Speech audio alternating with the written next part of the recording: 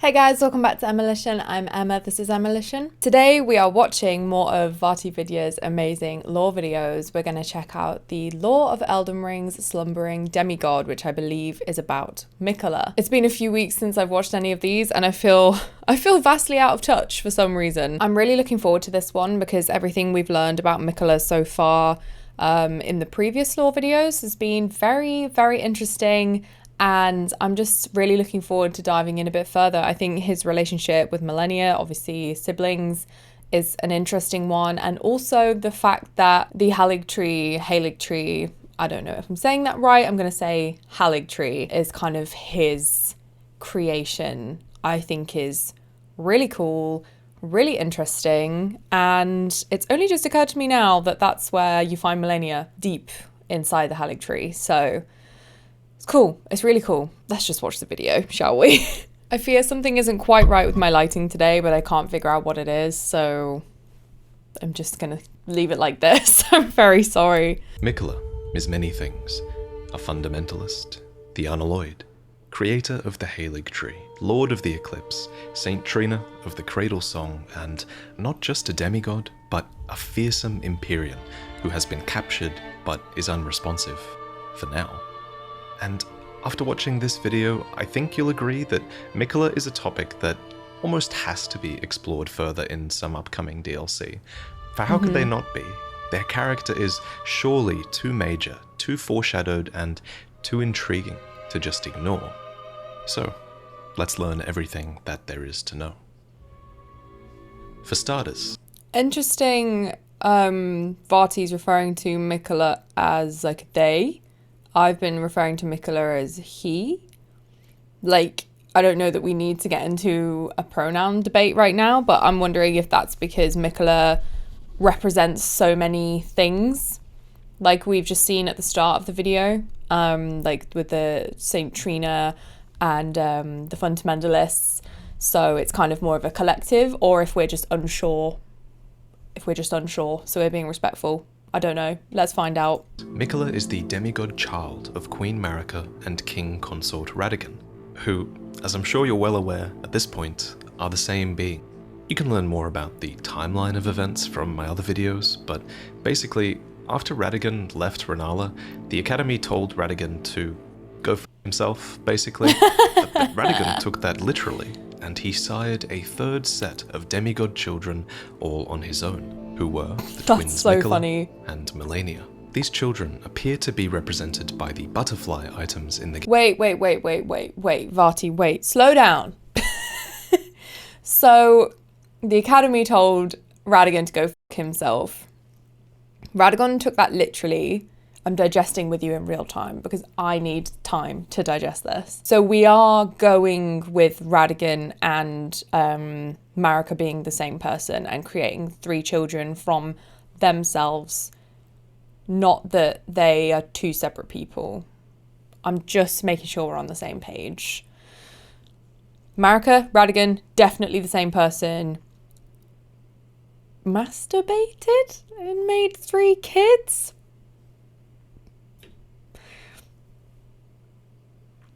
Okay, sure. And the nascent butterfly appears to represent Miquella. Its description elaborates on his state of eternal childhood, stating that it appears as if it's just emerged from its cocoon for its entire life. Indeed, the word nascent means that something is just coming into existence and beginning to display signs of future potential. That's and cool. That nascence is eternal for Miquella, and I think that this eternal nascence is incredibly important for his character. For Miquella and Malenia both seem to occupy different sides of the life and death cycle. That's not to say that Miquella represents life and Malenia represents death. Rather, it seems like both land somewhere in the middle of each process. Malenia is constantly resisting her scarlet rot and is in this perpetual state of dying. And Wow. Miquella is in this constant state of nascence. He is newly born and showing an abundance of life and burgeoning potential. Special thanks to Quailag for making this clear to me. So Miquella is nascent, Shout out but Quailag. he's also abundant. We love her. And I think that's another extremely... Okay, there might be nothing to this, but I just want to get it out there before I forget. We've spoken before in the previous videos about why Miquella... Their names are so similar. They all sound the goddamn same. Marika, we've spoken before about why Marika's children were born afflicted, right? Why does Melania have the scarlet rot affliction? Why is Miquella cursed with this nascence, this eternal youth? And why is Rykard... Wait, no, that's the wrong kid. Melina? I've completely ruined my own point by getting all these children mixed up. I need to just sit down with like a family tree. What I was going to say, and I don't think it really makes sense anymore, but I was just thinking back to the Academy casting out Radigan for betraying the good queen, Renala. I was just wondering if there was any witchiness involved in maybe trying to get her own back at Marika and kind of cursing her with, you know, your babies will be messed up, essentially, because of Radigan leaving. Maybe that was her idea of revenge. But then I've remembered that Rykard is Renala's child, as is Rani, as is Radahn, right? What are the key components that are consistent in all of these children? It's that Radigan is the dad. So maybe there's something wrong with Radigan, and maybe it's that he doesn't really exist. He's more of a offshoot of Marika.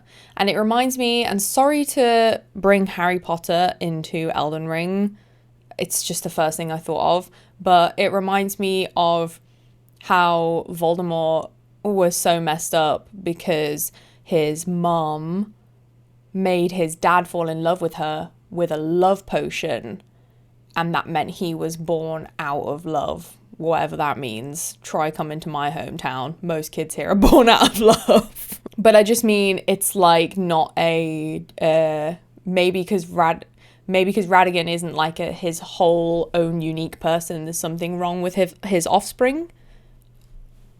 Do you kind of see what I'm getting at? We're 2 minutes into this video, 45 to go. Good God, that was so pointless. I don't think I really made my point very clear. I was trying to figure out why these kids are all afflicted from birth. And I think it might be something to do with the fact that Radigan isn't his own human being, or his own being. None of them are humans, but he is a creation of Marika, not, you know, a genuine conduit of his own. Really struggling with words today. Okay, should we carry on watching the video? Keyword for him. For example, there's this cut weapon called the Abundance and Decay Twin Blade, which symbolizes the twins and suggests that the twins were born from an inseparable fate and hold the runes of both abundance and decay between them. Not to mention, the word abundance is also literally spoken by Miquella in his cut content. And thanks to a very recent discovery by Sekiro Dubi, we know this cut dialogue I'm about to voice is Miquella speaking. And here, he appears to be leading you towards a unique ending for the game. Exciting! And he talks about his ability to make life flourish, stating, "This is for thee, mine abundance, my drop of dew. Quench thy thirst throughout thy frame. Blossom and burgeon, time and again. Grow larger, stronger, until the day cometh, when thou canst share in my dream. Elden Ring, O Elden Ring, beget order most elegant from my tender reverie." And before I go on, I do want to say that Miquella talking about his abundance is cut content, and you shouldn't really take it as canon, but I think it does give us a deeper look at not only the powers that Miquella might have had, but also the world that he could create. He goes on to say, "If thou covetest the throne, impress my vision upon thine heart. In the new world of thy making, all things will flourish, whether graceful or malign. And I love that final line, all things will flourish, whether graceful Wow. or malign, because Miquella isn't enforcing any real notions of good or evil here. Instead, in the new world of his making, he simply wants all things to flourish, and I feel like that is a very unique viewpoint for a character in a Souls game. Not to mention, Miquella is certainly one of the few beings that is capable of creating this new world. That's because he is an Empyrean. He is one of the very few who were candidates chosen by the Two Fingers to succeed Queen Marika and become a god, to usher in a new age. Now, we could go into an entire debate about why the twins are valid Empyreans and why they were born afflicted, but honestly, that could almost be an entire... Okay, new theory. Marika is not a nice person, right? We learned this from all of the lore videos we've watched together so far. She's not great. She tried to supersede that other queen who could have potentially dethroned her. I've forgotten the name. Sorry, I'll try and remember to put it on the screen. She stole Renala's husband, or created her a husband to then take it away, and she enforces this ruling class across the lands between. She wants her imperfect children to just live below ground because they're not the right race, which, let's face it, is fucking disgusting. She just doesn't seem like a great gal, okay? Not a nice person. So what I'm thinking is, so Vaati's just rightly said here, we could go into this whole essay about why they were born afflicted, and I really hope that he does, but for now, I'm going to put my own theory out there. So he's just said that Miquella is one of the only Empyreans that have been picked by the gods to supersede Queen Marika. But what if Queen Marika doesn't want anyone to supersede her, not even her own children? So she gave them these afflictions at birth to make sure that they couldn't do that they couldn't be valid heirs. What if? I wouldn't put it past her, because I don't think she's a great gal. I really don't. I actually think she's kind of the bad guy, which, you could say is obvious because she's kind of the final boss, but I don't think you can always see bosses as the bad guy of the overall story, right? I mean, like, Renala's not the bad guy just because she's a boss or whatever. And it's not that Radagon or Elden Beast is the bad guy because they're the end boss and the person you take the throne from. But I think everything we've learned so far has kind of led us to this point to think Marika's she's terrible. She's not nice. She's a bad seed. And I think there's weight to that. I think it's worth exploring. Her quest for power truly knows no bounds, and she would do that to her own kids. I believe it. Sorry, lock me up and throw away the key. Oops. Entire video of its own, so for now I'll just give the simple answer, which is that these twins were probably valid Empyreans because they have singular parentage from a god, but that this singular parentage was probably also responsible for their afflictions as well, due to the almost ancestral implications of such a thing. Yes. But Radagon and Renala had sex, I guess, and they also had 3 messed up kids. Or they ended up being messed up in some way, right? Whether it was mental, physical, spiritual, metaphysical, whatever. They weren't quite right either. Like, I know Radahn ended up the way he was because of the Scarlet Rot, but, like, what the hell happened with Rykard? I can't remember. I don't know. Maybe I'm not onto something, but I'm just thinking that Radagon is the consistent thing there again. But Radagon is Marika, so what's stopping Marika also afflicting that side of the family too? Maybe I'm wrong, but I think it's worth exploring. I don't know. I'm just speaking out loud. Why do I feel like it was George R.R. Martin that wrote this part? Yeah, probably. We made it to chapter 2, yay. I'll stop talking now. Anyway, let's move into the early childhood years of Miquella's eternal childhood. Miquella's early years were clearly quite inspired by their father, Radagon, who fostered a bit of a fundamentalist streak in his prodigal son, and Miquella would go on to invent fundamentalist incantations of his own, dubbed Discus of Light and Triple Rings of Light, which he gave as gifts to his father. These gifts reveal that Radagon and Miquella had a good relationship, and That's so Radagon cute. must have been proud of his son, because these two spells do represent those two key fundamentals of the Golden Order, namely that there is a law of causality, which is a branching cause and effect that goes outwards, but also that there is a law of regression, that all things yearn eternally to converge once again. And in gratitude, Radagon countered with a gift of his own, showing Miquella Radagon's Rings of Light. These incantations would go on to become core fundamentalist spells, as they are true to those two concepts that form the basis of the Golden Order. But there is another aspect of Golden Order fundamentalism, and that is the persecution of those who live in death. Hunters of these undead would attempt to stamp them out with spells such as Order's Blade and Litany of Proper Death. I don't think we're meant to like D, but... Oh, God, I was just about to say something that could have been clipped and made me sound really bad. I was going to say, I love D. which deal additional damage against those who live in death and prevent them from resurrecting.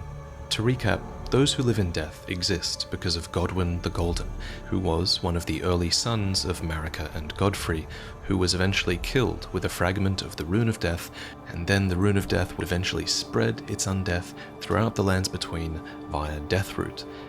And there is an entire debate that we could have here about whether the persecution of those who live in death is even true to the core principles of fundamentalism.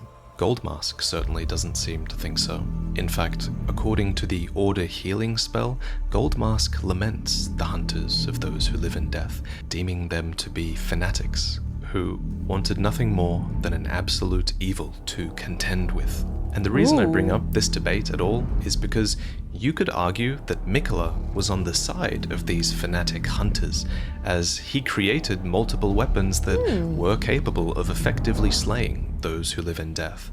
For example, this is Golden Epitaph, and it is a sword that was made to commemorate the death of Godwin the Golden, first of the demigods to die. It is infused with the humble prayer of a young boy and reads, "O brother, Lord brother, please die a true death." So this weapon is an effective tool of killing those who live in death permanently, and clearly the young boy who created it was Miquella. We can infer this because the sigil that appears when you use this blade's skill is the Haligtree sigil, and once activated, this ability, called Last Rites, imbues the sword with a holy power that prevents those who live in death from reviving. But beyond this being a potential tool to slay those who live in death, is that this weapon points towards an early kinship between Miquella and Godwin, a relationship that might have made it all the more painful when Godwin's soul would perish, but his body would remain, spawning Deathroot. This is interesting, as it gives Miquella a legitimate emotional grievance against those who live in death. And it's almost a bit hypocritical, I think, for what I believe to be Miquella's character, as we previously established that he might have been this character who wants all life to flourish, but I guess that principle might not extend to those who live in death for him. This sword might not be the only representation of Miquella's relationship with Godwin. That relationship is potentially strengthened even more when we consider this statue found. Sorry, I guess just on the those who live in death and Miquella maybe not including them in his utopian vision of people he deems worthy. I guess it's not surprising that there's at least one group of people that he's not like 100% sure on. And maybe that's because he wants everyone to flourish, whether you're from, you know, the Great Tree or whatever, the Golden Order, But I guess those who live in death are a threat to the idea of flourishing because they're not flourishing. And also his mom is a little bit of a bigot, so it makes sense he might have a little tiny bit of that in him as well. And in Elfale, I don't know. before the Haligtree, it depicts a larger figure who is clearly embracing the two Empyrean twins, Miquella and Melania. But then, who is this larger figure? Marika, it could be their surely? parent, Marika or Radigan, but then it doesn't have their signature hair braid, and instead it has this long, wavy hair. What's more, the statue asset is flat-chested, which appears to rule out Marika, at least. And after reading a good amount of debate online about this, I think it's a fair conclusion to say that this statue represents Godwin, who himself does seem to have long, wavy hair. And this statue being enshrined here really tells a story. It's a story of two gifted but afflicted siblings who were supported by their older brother. But then they were left alone, as their older brother would become the first demigod to die. And this isn't the only statue in this location. Far more prominent in the area are these statues, which depict two siblings left alone after their brother died. There was one sibling, Miquella, who was forced to remain as a young child, and another who grew up in great pain, eventually losing vision and limbs to rot and decay. These statues are everywhere in the Haligtree, and they tell that sorrowful story. They are an early sign of Miquella's extreme empathy for his sister, and they foreshadow his desperate attempts to give her relief from her terrifying condition. And so the young Miquella abandoned fundamentalism, for it could do nothing to treat Melania's accursed rot. This was the beginning of Unalloyed gold. Oh. Real quick, how did Godwin die again? I need to remind myself. Godwin the Golden was a demigod and the son of Queen Marika. First Elden Lord, in the Night of the Black Knives, he was murdered by the Black Knife assassins with the use of daggers imbued with the rune of death. So doesn't it not make sense that Miquella would not favour those who lived in death if they're the reason that Godwin, the protector of him and his sister, was taken away by that very thing? I got tears in my eyes. Relax, Emma. Oh my goodness. Oh my god. Godwin the Golden, first of the dead, prince of death. Wow. It's food for thought. It is delicious food for thought. So, what is unalloyed gold? Well, an alloy is something that's created when you combine metals, usually because you want to create a stronger compound at the expense of its purity.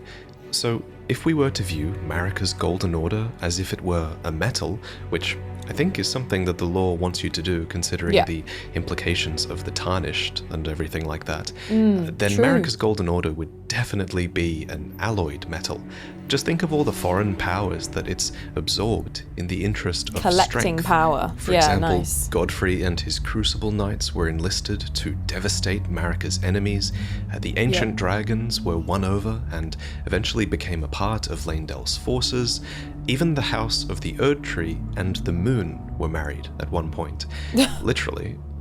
After all, as Miriel puts it, all things can be conjoined under the Golden Order, so I think Marika was definitely open to fusing factions and ideologies to an extent, as long as it made her treasured Golden Order alloy stronger.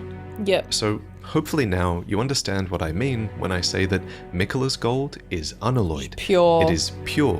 It is untainted. And it is, perhaps, a singular ideology. And if you subscribe to the idea that the cut content is still representative of Miquella, then I would say that his ideology is what I had Miquella quote earlier, that in his new world, all things should be allowed to flourish, whether graceful or malign, and that is his pure ideology. Though, of course, that is my speculation based on cut content as well, so please keep that in mind. But Miquella's unalloyed gold couldn't have just been this metaphysical concept of pure ideology. It was a physical material as well. For example, this is an unalloyed gold water lily, said to have been beloved by Miquella. This is a bewitching branch, blessed with an incantation of unalloyed gold. Unalloyed gold decorated the armor and shields of his soldiers, it was inserted into their weapons, and, most importantly, perhaps, it was forged into a set of armor for his sister, Malenia. Because, remember, the whole reason Miquella embraced unalloyed gold in the first place, it seems, was because he thought that it could treat his sister's accursed rot, while fundamentalism could not. And he was right, for Malenia's scarlet rot is no mere disease, it's literally the divine essence of an outer god, and Malenia is its vessel that will one day bloom into a true goddess. But unalloyed gold is one of the few materials in the game that can ward away such meddling of the outer gods. Another example are the mirror helms, like the one that E.G. wears, which literally reflects the influence of the outer gods. And personally, I think the reason that unalloyed gold inhibits the meddling of the outer gods is because it is a pure metal and potentially a pure ideology. But if that's not enough reason for you, then Quelaag actually has a great video where she breaks down potential reasons at a chemical level.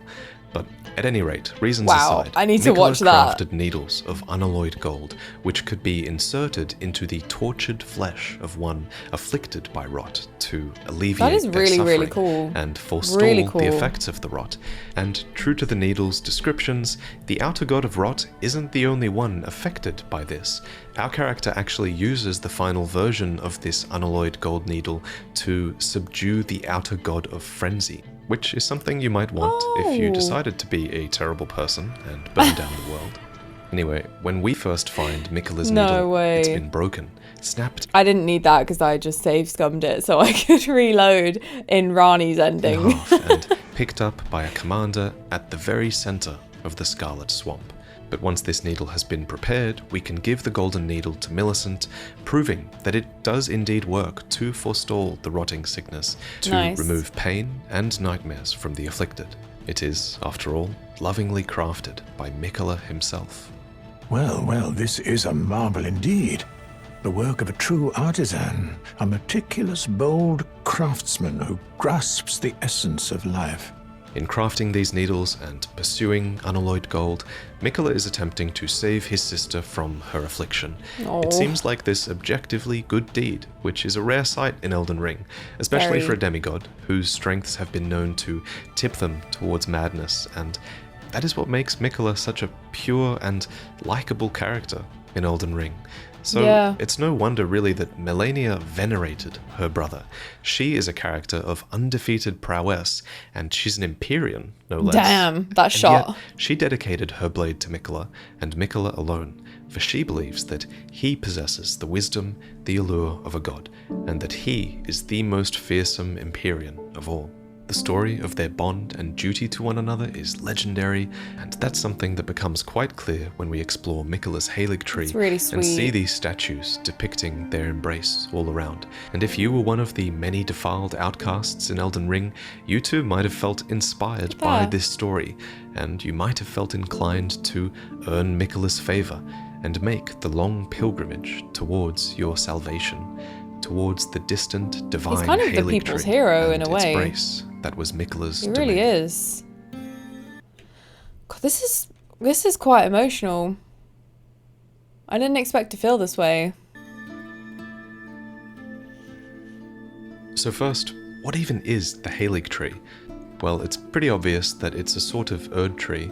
For one, Erd tree avatars have clearly emerged from it, which they only do in order to protect the Erd tree's own offspring. And then there's the Haligtree Knight armor, which confirms that the Haligtree ultimately failed to grow into an Erd tree. And one thing I've been wondering is, when exactly was the Haligtree planted then? If we knew when, then we might be able to guess at its purpose. Was it planted before or after the shattering of the Elden Ring?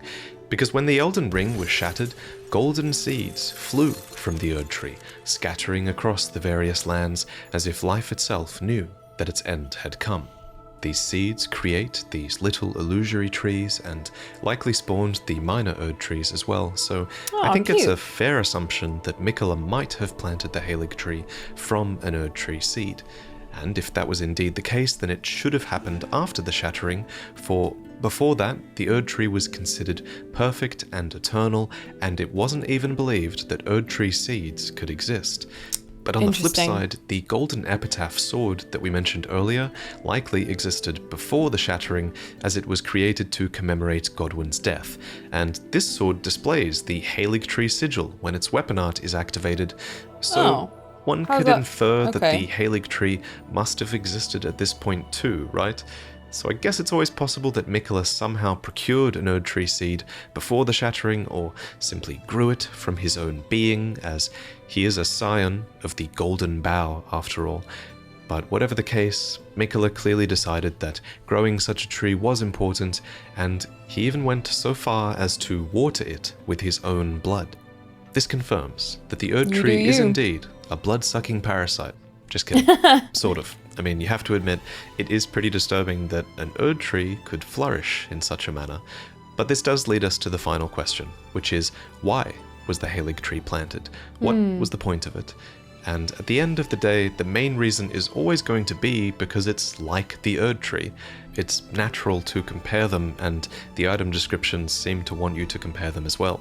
The Erd tree is this enormous icon of power and faith in the lands between, so evoking that and inspiring worship is clearly a valuable thing. But the Erd tree was only really an icon of faith in its later years.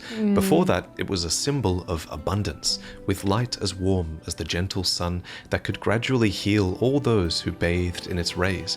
But perhaps most importantly, during this time of abundance, it would drip sacred dew, sap, or tears that could bestow blessings, form crystal tears, and even be embedded into talismans.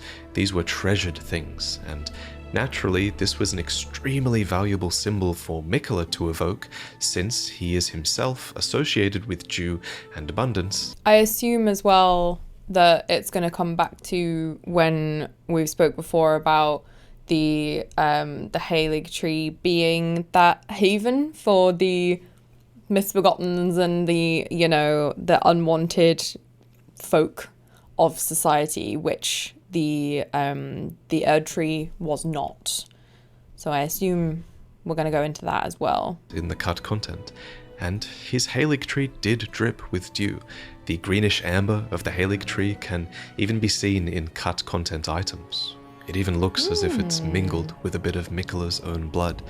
And that signature green hue of Haligtree amber is also seen in the Haligtree Knight sword, which is not a cut weapon, and this was modelled after the Carrion Knight's own swords, except it was embedded with amber from the Haligtree instead of glintstone.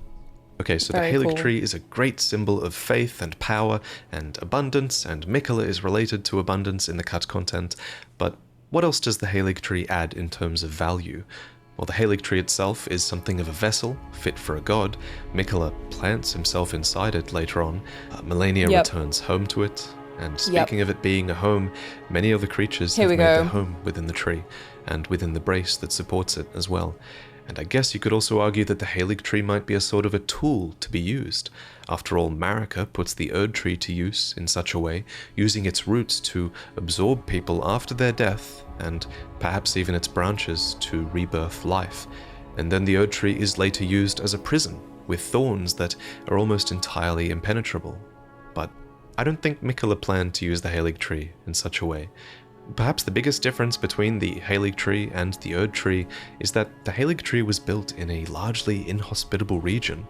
It is extremely difficult to reach, and unlike the Erd tree, it might not really be designed for the benefit of the vast majority of the world. As it stands, the Haligtree strikes me. So the Haligtree is, like we've just said, hailed as a bit of a home for the misfits and, you know, the omens, the misbegottens, etc. But then it's like, well, why would you make it so inaccessible then?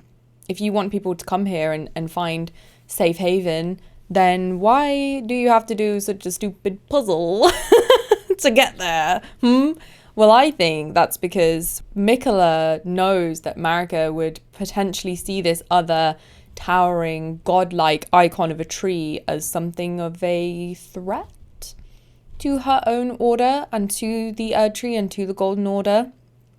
And if it was easily accessible, it would be easily destroyed. And this ensures the inhabitants are kept safe, right? It makes sense to me. That's how I see it. You wouldn't have like a secret hideout for in a film. You wouldn't have a secret hideout to save yourself from the bad guys and put it in the middle of like the motorway on the service station, would you? No. It would be hidden. Being more like the painted world from Dark Souls. It's a place for the outcasts, the heretical, and the malign, not to mention the low and the meek, who are specifically named in the description of the Sacred Crown Helm. While many of the Scarlet Rot afflicted seem to be here because of the eventual decay of the Haligtree, I think that there are a number of refugees here that would have been here before that, namely the Misbegotten, the Crystallian, these astray mages of Raya Lucaria, and of course Loretta, who deemed this place to be a great haven for the despised Albinaurics. The second generation Albinaurics even carry a weapon called the Ivory Sickle, which reads, "These weapons are evidence of their dedication to the Haligtree, despite never having entered its quite presence." nice. And we really don't find a single Albinauric within the Haligtree. I'll admit, I do find this a bit strange. You do find quite a few Albinaurics so close to the Haligtree. It's a bit strange to me they don't go just that little bit further. The reason given for the first generation of Albinaurics not being at the Haligtree is given by Albus, who says that their faded legs are the reason for that. But yeah, we find them defending Miquella and his Haligtree all the same at the Ordina liturgical town, which takes us to the Haligtree via a puzzle within an Everjail. The word liturgical means relating to public worship, and this town is fittingly filled with many statues of Miquella sitting alone, cradling what might have become the Haligtree back when it was still just a sapling.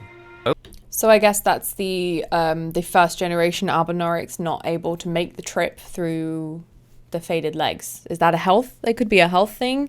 So they've taken it upon themselves to guard the Haligtree for, the other people that can make this pilgrimage, because, all fortresses need some kind of outside protection, right? Some kind of sentinels or external force. So maybe they're taking it upon themselves to do that, which I think is quite nice. I also find it interesting that the Haligtree is never called out as competing with the Erdtree, or never called out for housing all these undesirables. Perhaps the House of the Erdtree was happy to see ungraceful folk leave their lands. Perhaps the Haligtree was extremely well hidden from everyone and they didn't know. Or perhaps Miquella could just get away with it because he was beloved by all. For example, the Bewitching Branch is an item that you can create from Miquella's lilies, and it is blessed with an incantation of unalloyed gold and reads, "The Empyrean Miquella is loved by many people. Indeed, he has learned very well how to compel such affection." And that second part that says he has learned how to compel affection, to me that's saying that Miquella is very good at knowing how to inspire others' affection to his own advantage. And nowhere is this more clear, I think, than at Castle Sol. Ooh, this is getting juicy. This is the Haligtree Secret Medallion. It's furnished with that signature green amber, and it features the Haligtree in the background, for it allows you to access a secret lower level of the Grand Lift of Rold and progress through the consecrated snowfields to this sacred place. Having both halves of this secret medallion is therefore extremely desirable, for the medallion has another name.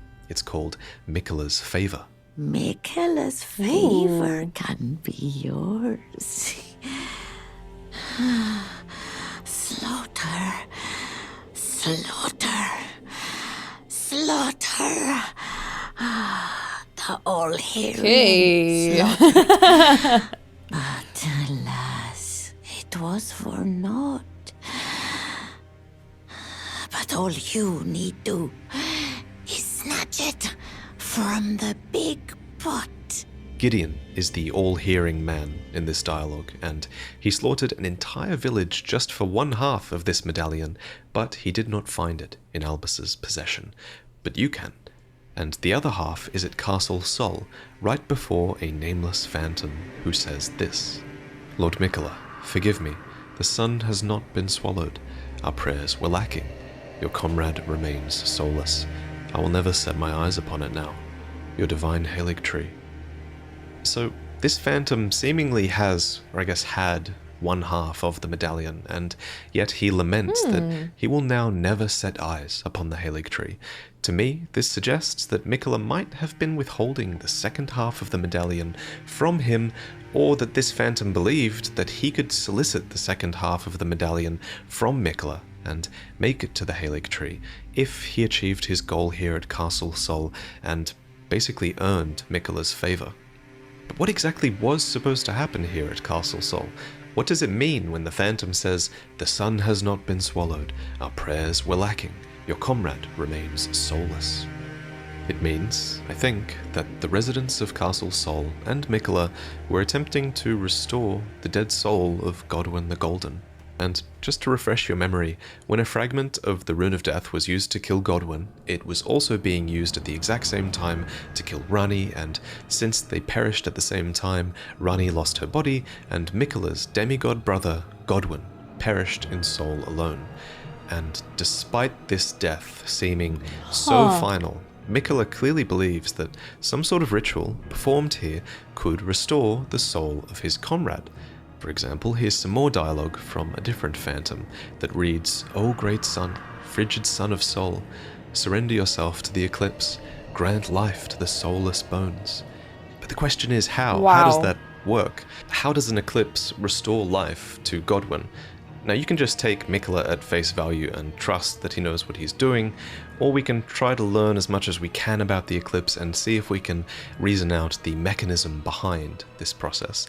So at Castle Sol, we find the Eclipse Shotel, which reads, Storied sword and treasure of Castle Sol that depicts an eclipsed sun drained of color.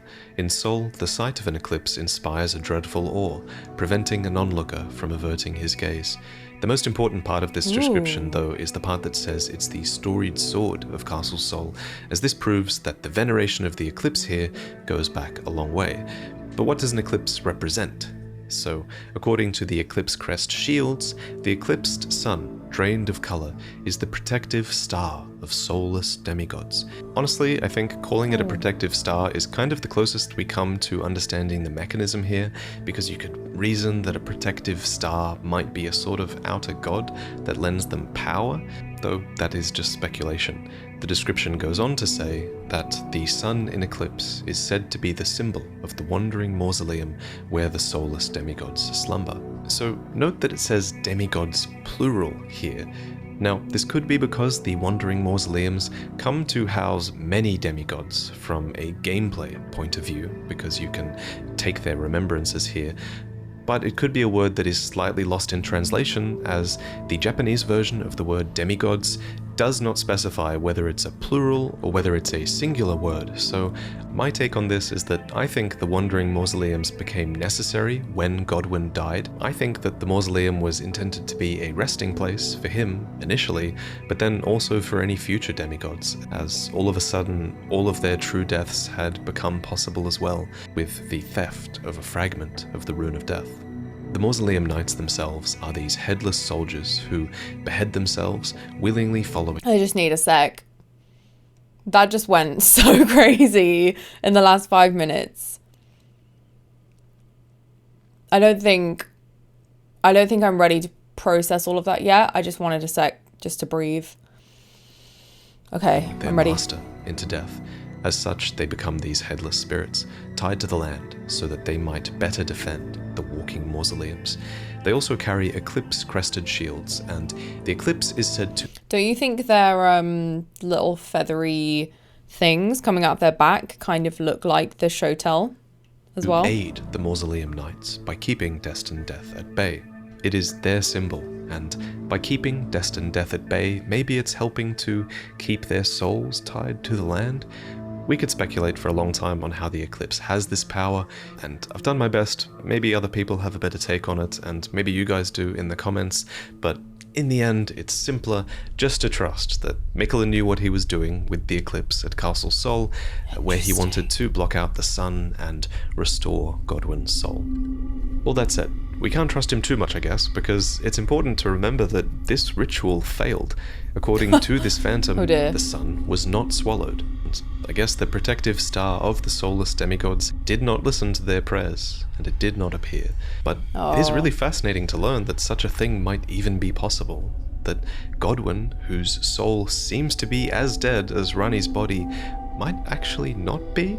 So if his soul is somewhere, then where has it fled to? It's a part of me wonders question. If his soul is lost, then maybe it's lost within a dream. One theory I did come up with regarding the mechanism by which Godwin's soul is brought back by the eclipse is that his soul might be brought back by bringing about a sort of artificial dusk with the eclipse. That's because those who live in death are called the Duskborn, after all, so there is an association between night and death, to be sure. And there's also an association between death and sleep. For example, when you pursue Fia's questline, you use her as a medium to enter Godwin's deathbed dream, which is an entire dreamscape where the dragon Fortisax is futilely fighting against the death in his companion. And then there's Roger, who speaks this line of dialogue as he is on the precipice of succumbing to Deathroot. Maybe I should tell you.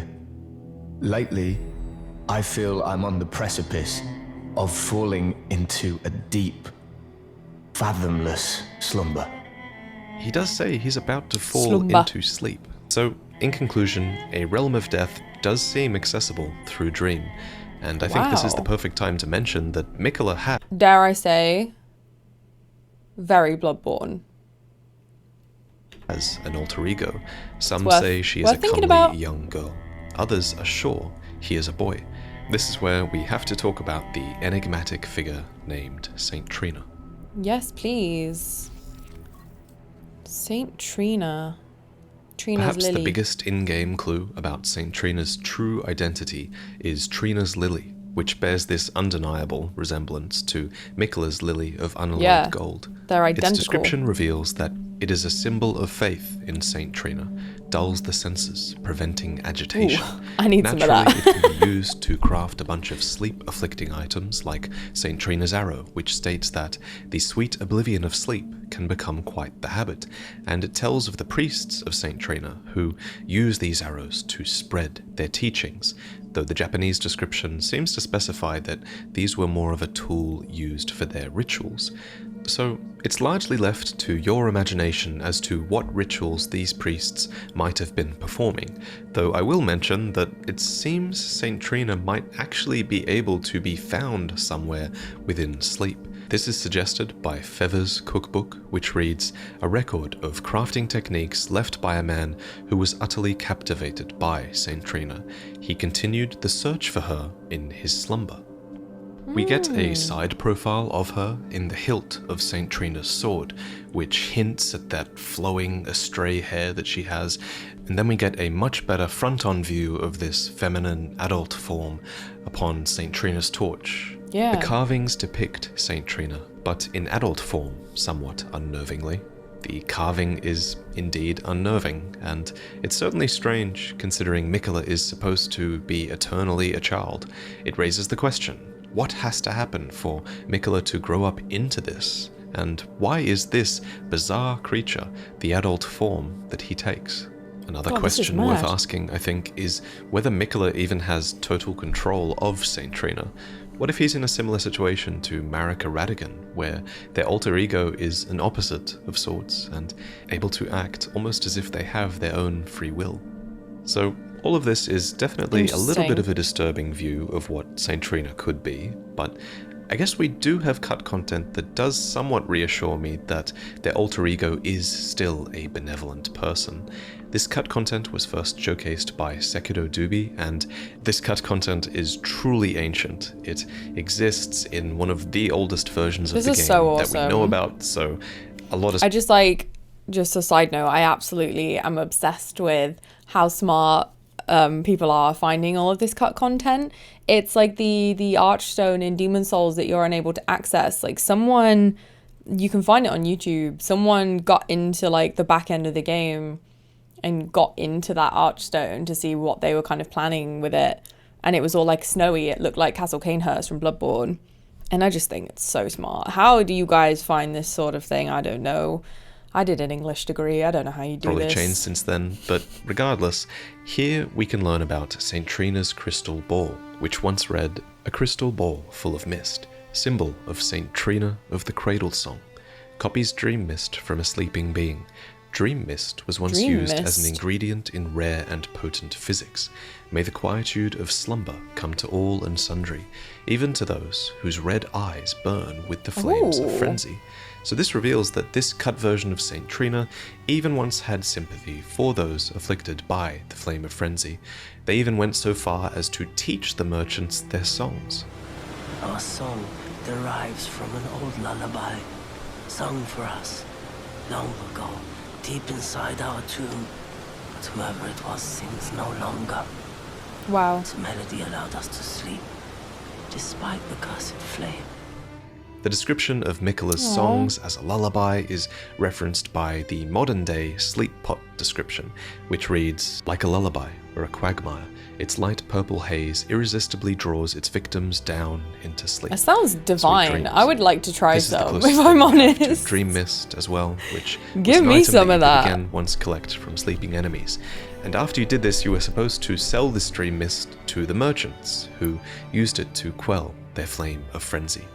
But as the merchants once said, whoever it was that sings, now sings no longer. And this is a detail that has Sad. remained intact even in the final version of Elden Ring, with St. Trina's sword stating that St. Trina's appearance was as sudden as their disappearance. Something clearly happened to Miquella that prevented them from continuing their work as St. Trina. And that is what we That will is discuss next. Bonkers. Genuinely bonkers. I need At a some nap. point, Miquella embedded himself into the Haligtree. Why he did this is never explicitly stated, but I think we can make a good attempt at puzzling it out. So, Miquella famously watered the Haligtree with his own blood, since it was a sapling, so As you do. I guess you could argue that he embedded himself in it to simply feed the Yeah. tree more, which I guess is possible because the tree does eventually wither without Miquella inside it, and Gideon seems to tie his removal with the death of the Haligtree, or it turning into a husk, but I don't think that can be the only reason why he embedded himself. For instance, look closely at the Haligtree roots, and you'll see the form of a tree-like woman, and where her womb should be, there's a gap that once contained. Oh, yeah. Miquella's Ooh. cocoon cradled by the Haligtree. Now, Does that not put you in mind of the trolls, the giants that also have their like stomach area removed? Very on theme. either Miquella was attempting to fuse into and become this woman-like figure, who might even be the adult form shown on St. Trina's torch, or there was a rebirth occurring here. This Sorry for the jump. My AirPods just died.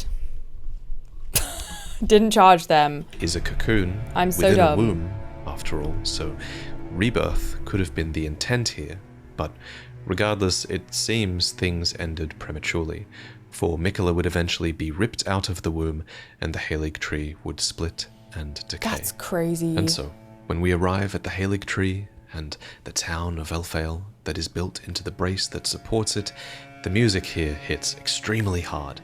This place is just so sorrowful, for the Haligtree and Miquella's lilies and even St. Trina's lilies are all wilting, and all who live here are just hoping and praying for their lord to return. I love the little detail of the guards looking outwards and sitting dejectedly. That is To sad, make matters isn't worse it? for them, it was here that they realized that the sacred light inside them would explode upon their imminent deaths, and yet, in spite of this, their spirit ashes show their faith and state, "May the flash of our deaths guide Miquella's return." And Melania is here too. holding to the husk of Miquella, dreaming and waiting for Miquella to return, and believing full well that he will. I don't know if we've already covered it, to be honest, and I'm nervous to make myself sound unattentive or dumb, but I can't remember if we learned why or how Miquella got ripped from the Haligtree. I know that it was Mohg, or I know that Mohg at least has him in that Lord of Blood, Palace, the Blood Palace, whatever it's called. But, you know, they went through such great lengths to keep the Haligtree hidden, and yet he was still found and still taken away. Makes you wonder why not more people know where it is, who exactly took him and under what circumstances, etc. Corpse after corpse left in my wake. Which is interesting. As I awaited its return. This is sad. This Melania's is too set sad. reveals that she believes her brother will keep his promise. So what was that promise, I wonder? Was it merely to return, or was it something more? How much does Melania know? Why did she fight Radahn? We'll have to talk about all of that in another video. Yes, So give us more, there is still Vaati. faith. There's even this one phantom in the consecrated snowfields who has somehow puzzled out who took Miquella and even where they are. Oh. He is pointed towards the portal that takes you to Mohgwyn Palace Oh. and Mohg the Omen. So, indeed, it was the demigod Mohg who somehow Oh, broke okay. into the I'm getting Haligtree ahead of myself and again. absconded with Miquella's infant form. And it's with him that this story ends. Or maybe it's where this story truly begins. Ooh, this is so cool. So, if you're not familiar, Mohg is the omen son of Godfrey and Marika, and being an omen of royalty, he was born into a wretched mire of filth in the subterranean shunning grounds below Landell look Capital. at these cute little But cartoons. unlike his brother They're so Morgoth, cute. who reviled his accursed blood, Mohg reveled in it. And it was assumedly because of this accursed blood that he chanced a meeting with an outer god called the Mother of Truth. Oh. And as Mohg stood before her, deep underground, his accursed blood erupted with fire, and he was truly besotted with the defilement that he was born into. I mean, hey. Mohg is just one of many Good characters for you, bro. who discovers a new identity in the ways that they have been discarded by the world. And how could he not? For his defilement was validated by nothing less than an outer god. And as always, we know very little about this outer god. We know she is called the Mother of Truth, and the Formless Mother. We know that she desires wounds and bestows power upon accursed blood. Her followers can thrust their arms into her body to scatter blood flame, and followers of Mohg can share in the Lord of Blood's power and send blood flies before them. There's even been some speculation in my recent shorts and my TikToks as well that the Formless Mother is also an outer god called the Bloodstar. But the one thing that all outer gods seem to have in common is that they all require vessels to move through. So in this case, the Formless Mother's vessel was Mohg. For example, the sacred spear that he wields is a weapon, but it's also an instrument of communion, and Mohg may well be doing her bidding with his actions. These actions included him. So is it then the Formless Mother's action or desire to steal Miquella from the Haligtree?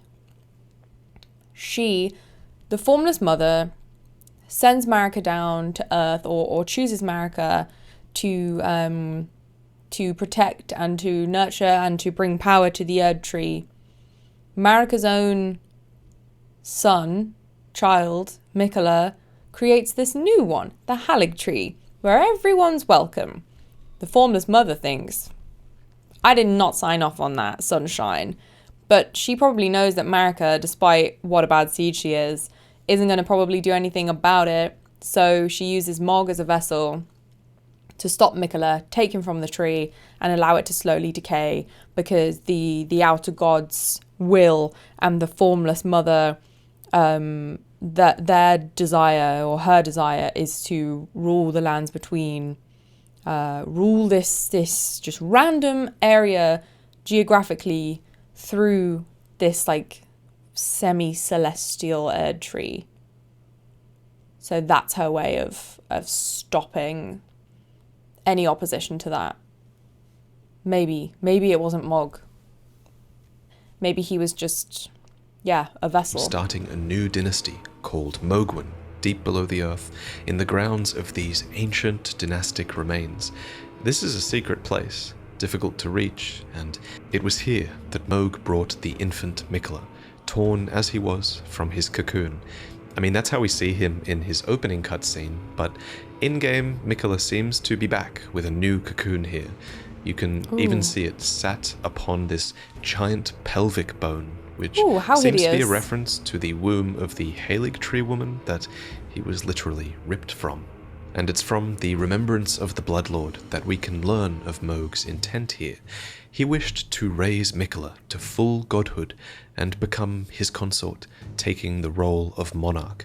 To this end, Mohg has begun soliciting blood offerings to Miquella, and that certainly explains the state of so many who reside here. According to the Lord of Blood's exaltation talisman, he proclaimed, "Render up your offerings of blood to your lord, drench my consort's chamber, slake his cocoon's thirst. His awakening shall herald the dawn of our dynasty." And then, to return to Mohg's remembrance, it's stated that, so far, this has all been in vain, for no matter how much of his bloody bedchamber Mohg tried to share, he received no response from the young Empyrean. So maybe nothing will happen. Or maybe, according to the Pure Blood Knight's medal, it is not yet time, for Mohg yet slumbers beside the divinity. Be patient, the new dynasty is nigh. What do you think? I mean, it's kind of hard to know. No. Even Gideon has no clue. But I think that even if Miquella could be responsive and thought, yeah, okay, let's marry this cool omen guy, that's normal, I think he would be like, no, I'm not. I think he would rather perish there than be part of this new dynasty with Mohg. I really do. I really do. Something does seem to be happening to Miquella in there. He has clearly grown, for one, since being taken, so maybe his adult form is manifesting. That is interesting. And personally, and this is really speculation, but this reminds me a lot of Berserk, which we know Miyazaki is always inspired by. Spoiler warning, really, you should watch that show, but there's this moment at the very end of the first chapter where Griffith betrays his companions in this sacrificial ceremony of carnage and bloodshed in order to be inaugurated and reborn as a god within an egg of sorts. This really reminds me of that. It also reminds me of a scene with Griffith where he allows himself to be abused, basically, in order to get what he wants. So I wonder, what if this was also what Miquella wanted? We know that he is extremely proficient at compelling others to love him, and Mohg is clearly enraptured. We know. Okay, maybe I take back what I said 5 minutes ago. Maybe he would want this. This is really interesting. Miquella is an Empyrean prodigy, and we know that his sister, who knows him best, has total faith that he will return. So you'd think he's still in control of the situation somehow, but that could be a part of the tragedy, and Miquella, this benevolent being, might not have predicted this at all, and is now being completely taken advantage of. Or maybe he did intend to be taken, but he's going to get more than he bargained for with the Mother of Truth. Or maybe Miquella's fate really is long gone. There's one other thing I want to mention. There is this place called Miquella's Hideaway in the Altus Plateau, and here we can loot Amber Starlight, which Celovus mentions is the very fate of a demigod. Clearly, since it's here, you'd think it's Miquella's fate, right? And then you also have to consider that the cut content that we are basing so much of this video on is very much removed from the game, because it might not fit the developer's intent. That's always possible. So I really do hope you all bear that in mind, as I would really hate to promote ideas that are against the developer's vision. That's good for of you, this character. Vaati. It really is. But I really do think that it's a possibility that we're going to one day enter the dream of this slumbering demigod. After all, there was once a cut character called Rico, who was supposed to say the following, standing before Miquella's cocoon at Mohg Palace. He says, "Finally, I have found it. St. Trina's, no, Lord Miquella's cadaver, such that I may aid you, O Lord. So please, I hope you welcome your humble servant Rico into your dream, the world of your heart. Indeed, I beg you grant my wish, that when you transcend from Empyrean to God, allow me a place by your side." Oh, wow. Plus, if we do get DLC, it's going to need a new Great Rune to acquire, right? That's true. That's a huge gameplay mechanic in these games, and it'd be weird if DLC came and you couldn't get more Great Runes. Apart from Miquella's Great Rune, the only one we don't know about also is Ranni's Great Rune, which was allegedly cast aside. So there's always that to consider. But hopefully we get some DLC to answer these questions, or more likely we'll get DLC that will give us more questions than That's more we started likely, with. I think. That's always how it seems to go. But I really hope they throw us some good curveballs with this one, as they always do.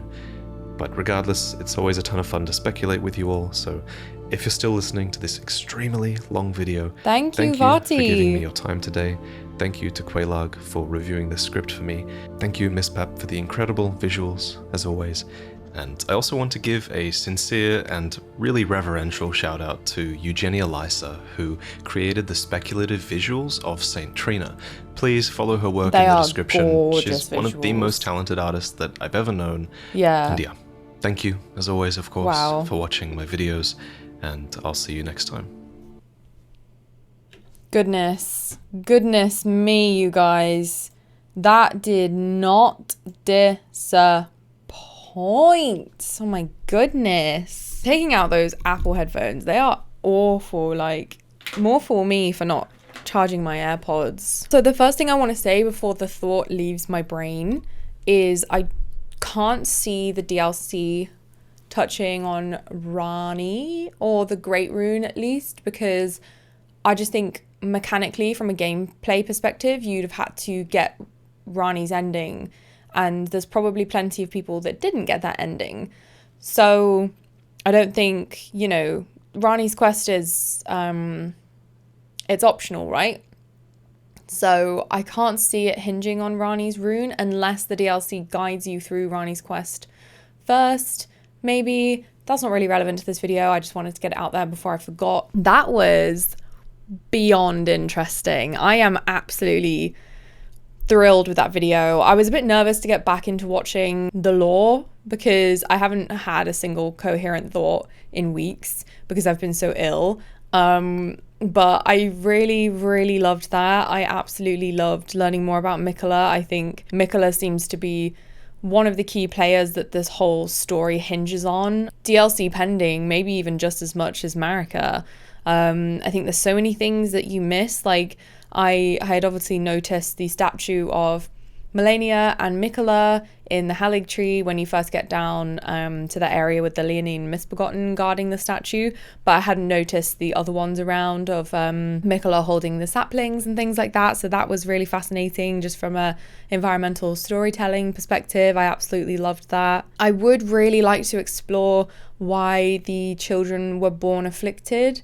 So I really hope that Vaati does something about that soon. I mean, I can do my own research, but I'm not as good, so there's not really much point. And I'm too busy playing Sekiro, so I just want to give a massive shout out to Vaati as well. Like, I mean, he doesn't need it. You guys all love him. That's why we watch these videos.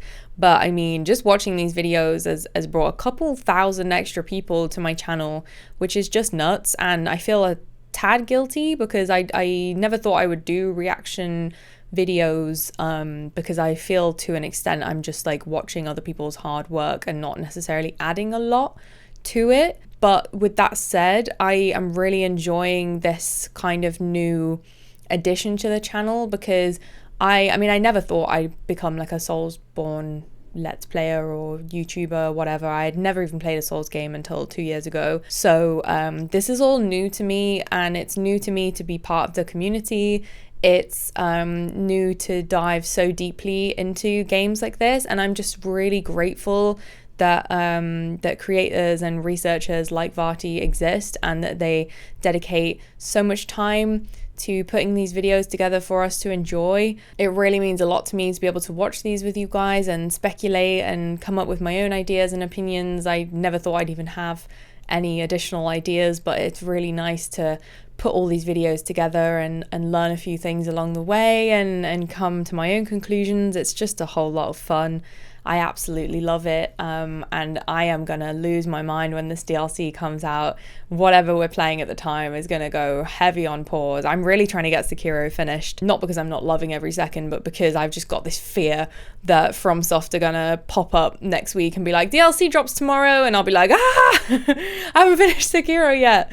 So yeah, I don't know how far through I am. I think maybe like halfway.